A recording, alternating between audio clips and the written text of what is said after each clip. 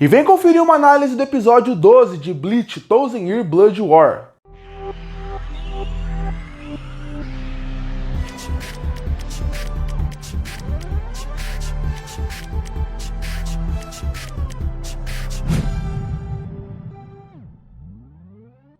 E o episódio 12 lançou e ele é focado completamente na amizade de Jugon junto com o Basbi. E é interessante até porque o nome do episódio é Amigos. E vamos ver como é que ficou a luta deles a partir daqui, porque o episódio começa muito bem, mostrando o dinamismo deles, flashbacks e porque eles chegaram até aquele ponto, como de amigos viraram inimigos. E como eu falei, o episódio já começa com a luta dos dois, com alguns diálogos que a gente não entende muito bem, porque parece que a amizade deles é muito mais forte do que tinha sido mostrado até ali. Porque o Basbi avança pra cima do Jugon, mas quando ele avança, ele fala, me chame de Bas, como você chamava antigamente, chama ele de Jugo, algo que ele não gosta muito, e mesmo não tendo reação, a gente não conhecia muito o passado deles, porque até esse momento, parece que o Jugon, ele é de uma escala muito alta, braço direito do Yhwach, enquanto o Basbi parece só ser um cara normal, ele parece só ser um cara que é do meio do esquadrão, mas que não tem tanta força, então a gente fica meio em dúvida do que está acontecendo ali, e aí começa o flashback, e o flashback mostra um jovem Jugon tentando caçar, mas ele não consegue caçar, e a partir daí uma flecha espiritual, que é aquela flecha dos Quincy, acaba chegando muito perto dele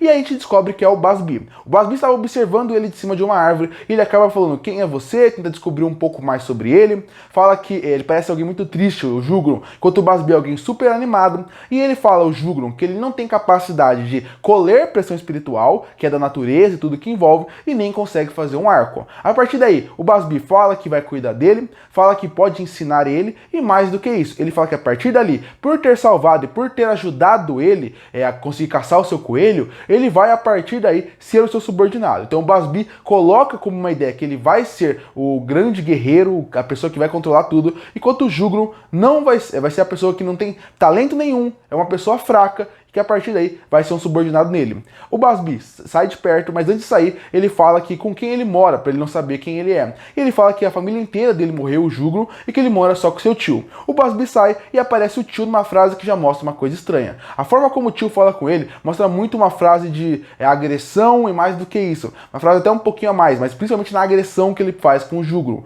E a partir daí o Basbi sai. Logo depois a gente vê um pouco do Basbi na frente da sua casa, com tudo pegando fogo, aquele fogo azul dos Quincy, e a gente descobre o que aconteceu. Ele tá dentro da sua casa e a partir daí o Yhwach junto com o seu exército chegou e pôs fogo em todo mundo que estava ali. E quando ele pôs fogo, só sobrou o Basbi. Ele usou até uma flecha gigante que destruiu tudo, como ele queria arrasar todo aquele lugar. O Basbi encontra o Jugon e ele acaba falando que ele também tá sozinho porque destruíram completamente o tio e toda a casa do Jugon, então agora eles têm que ir para uma jornada de vingança, porque esse é o objetivo deles. Vamos nos vingar com o Yhwach. Mas nessa frase foi aí que o Basbi cometeu seu maior erro, porque enquanto o Basbi ele se considerava um gênio, alguém com potencial de ser o grande guerreiro Quincy e que perdeu tudo por causa do Yhwach, o Yhwach, na visão do Jugon, ele tem uma coisa oposta. A visão do Jugon é, ele me salvou. Ele me salvou de um lugar que era terrível, que eu morava com meu tio, que me abusava. Então a partir daí, esse cara me salvou. E isso é muito interessante, porque ao longo do episódio, a gente vai ver como o Jugon vai mudando e como essa ideia mesmo que indiretamente vai influenciando sua mente.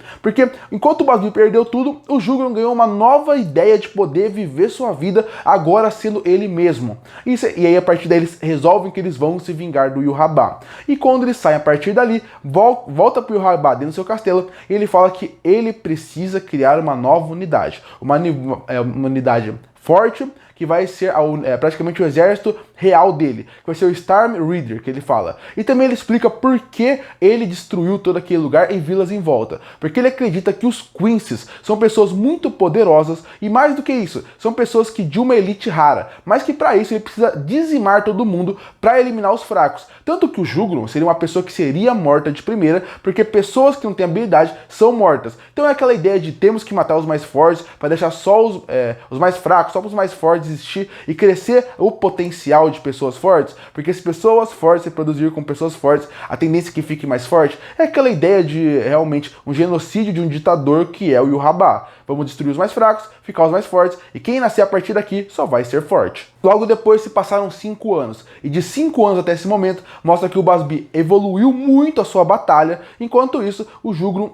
luta todo dia, treina todo dia, mas ele não consegue chegar no seu potencial. É também aquela ideia famosa de o gênio contra a pessoa que é muito esforçada, porque o Busby, ele até treinava muito, mas o Jugon treinava mais, porque ele sabia que ele não tinha um potencial Quincy. Ele sabia que ele não sabia nem tirar um arco. Então a partir daí ele colocou toda a habilidade que ele tinha naquela espada para poder fazer com que ele se tornasse um grande guerreiro. E esse fica um treinamento, eles treinam. E a gente descobre uma coisa que é, o Jugon é uma pessoa rara. Por que ele é rara? Porque existem poucos Quincy que nasceram sem nenhuma habilidade. Existem um a cada muitos. Então a partir daí ele seria uma pessoa rara naquela ocasião. E isso é muito interessante. Os dois chegam numa cidade mais próxima, e chegando numa cidade mais próxima, algo inesperado acontece. Aparece o exército do Yhwach. E o exército do Yhwach acaba falando que querem fazer recrutamento de pessoas para o novo exército real. Quando isso acontece, o Busby logo enfrenta o general principal deles, e quando ele acaba enfrentando, antes de enfrentar, algo misterioso acontece. Parece que uma pressão espiritual é tão forte que faz com que eles não consigam se mexer. E quando olha, apareceu o Yhwach. E nessa hora, o Yhwach desce e fala que ele foi naquela vila porque ele sabe que alguém muito especial tá ali. O seu braço direito vai ser encontrado ali. E ele revela que é o Jugron. Ele faz mais revelações. Ele fala que o Jugron é só outra metade e que mais do que isso, que o Jugron é uma pessoa que futuramente vai ser muito importante. Vale destacar, o Yhwach já tem aquele olho que ele consegue ver muito do futuro. Então isso é muito legal. Isso é muito interessante. Como ele coloca a pessoa do seu lado. Como ele cuida do Jugron e coloca do seu lado como se ele fosse a pessoa mais forte do mundo. Nesse momento o Busby fica bravo e com ciúmes porque ele achou que ele era mais forte. Ele tenta acertar o Yhwach, mas na hora que ele vai acertar, o Jugron acaba segurando a flecha dele. E isso é muito legal porque, primeiro, mostra a força do Busby, porque ele consegue superar, mesmo muito jovem, a pressão espiritual do Yhwach, mas quando ele pega tem uma transição linda, porque quando o Jugron pega a espada do Busby, a gente volta para a luta principal. Tem mais uma sequência da luta que é muito bem feita, muito bem animada, com uma excelente trilha sonora. Inclusive, eu amo a música dos Quincy's, o tema dos Quincy é muito bom, e na luta dos dois, você vê que fica variando, porque são dois Quincy, porque normalmente é um Quincy contra um Shinigami. Então fica variando a música do Shinigami com o Quincy. Aqui não, aqui a trilha fica forte nos dois, ela fica mais forte, com alguns acordes novos, e eu gostei muito dessa parte. E a sequência de ação é belíssima, como o Bleach está sendo como um todo, um Thousand Year Blood War, que é bem feita, bem animada, e até muito emocionante, porque você vai sabendo mais sobre os personagens. E a gente volta para um flashback, onde mostra que se passaram